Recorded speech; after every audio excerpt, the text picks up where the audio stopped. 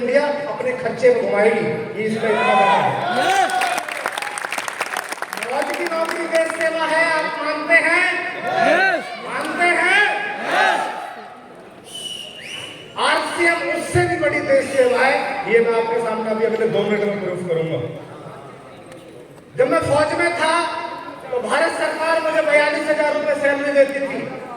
कुछ टाइम बाद अगर मैं पेंशन भी आता तो मुझे पेंशन मिलती, मतलब मैं जॉब करने के बावजूद, अपने घर आने के बावजूद भारत सरकार के ऊपर बोझ रहता, यानी जिसे बोलते हैं लाइबिलिटी। क्या बोलते हैं सर? लाइबिलिटी। पर पिछले महीने मैंने भारत सरकार को 11,500 रुपए टीडीएस दिया है।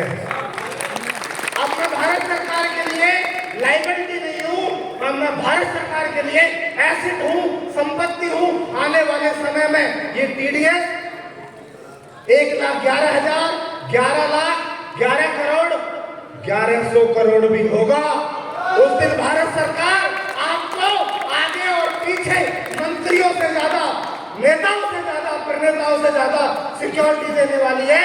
उस दिन आप भारत सरकार के लिए लाइबिलिटी नहीं, एसेट बन जाएंगे, संपत्ति बन जाएंगे, आपका ख्याल रखा जाएगा। कितने लोग बनना चाहते हैं? अगर रियल मायने में बनना चाहते हैं तो ट्रेनिंग सेशन अभी आपके सामने आने वाला है। आर यू सीरियस और नॉट?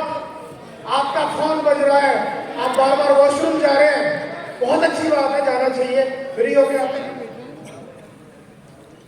सर, जिंदगी में सक्सेस कुछ कुर्बानियों के बाद मिलती है, और ये तो कुछ भी कुर्बानी नहीं है। लोग 10-10, 20-20 हजार रुपए की नौकरी के लिए 20-20 घंटे काम करने को तैयार हैं। अगर आने वाली 7-10 पीढ़ियों की व्यवस्था बन रही है तो हमें सीरियस होना चाहिए, नहीं होना चाहिए? होना चाहिए, नहीं होना चाहिए? मैसेज कर दो उन लोगों को जो बिस्तर पे हैं, आ जाओ, 1100 करोड़ का टीडीएस कट जाएगा नहीं तो। और जिन्होंने मुझे बड़ी बड़ी बातें सोचना सिखाई, नहीं तो हम तो फौजी थे साहब, तनख्वाह के बारे में सोचते थे और छुट्टी कितनी मिल रही है उसके बारे में सोचते थे। उसके अलावा ड्यूटी कब है और नींद पूरी करने का टाइम कब है, इन 4 बातों के अलावा 5वीं बात सोचने का टाइम नहीं था। आरसीएम में आए, आरसीएम में बहुत सारे लोग आते हैं, पर मैंने आरसीएम एक ऐसे उस्ताद के अंडर रह के सीखा है जिन्होंने बड़ी बड़ी बातें करना मुझे सिखाई हैं। ना सिर्फ बड़ी बातें करना सिखाई हैं, बल्कि मेरी जिंदगी में वो घटनाएं घटित हुई हैं, मैंने उस चीज को बिलीव में बदला है, और वो शख्सियत अभी अगले 2 मिनट में आपके बीच में आने वाले हैं। मैं ऐसा मानता हूं, अगर मेरी जिंदगी के अंदर बहुत सारे बदलाव एक पर्सनैलिटी के द्वारा आए हैं, तो अगर आप उनकी ट्रेनिंग सुनेंगे तो आपकी जिंदगी में आएंगे या नहीं आएंगे?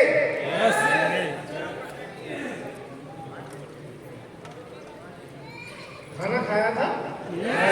भाई साहब सब चले गए थे, हम कुछ ही बचे थे हम लोग। वो बुलेट ग्रेनेड वाला यूं कह रहा था ये भी चले जाएंगे थोड़ी देर में। अब मैं सर को जब बुलाऊं, जब आपकी थोड़ी सी एक्साइटमेंट बढ़े, तो आप सब लोग जोरदार ताली बजाएंगे।